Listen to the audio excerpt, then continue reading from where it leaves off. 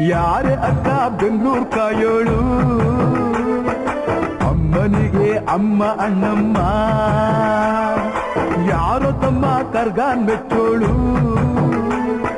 ಮಲ್ಲಿಗೆಯ ಮುಡಿಯೋ ಅಣ್ಣಮ್ಮ. ಬರುತ್ತೀನೆಂದರೆ ಇಲ್ಲಿಗೆ ಬರೋ ತನಕ ಮೌನಿ, ಕೊಡುತ್ತೀನೆಂದರೆ ಹರಕೆ ಕೊಡೋ ತನಕ ಕೋಪಿ. ಆಡಿದ ಮಾತನ್ ಮೀದಿರೋ ಭಕ್ತರ ಇವಳಿಗೆ ಇಷ್ಟ ಇಷ್ಟ. ಬೆಂಗಳೂರು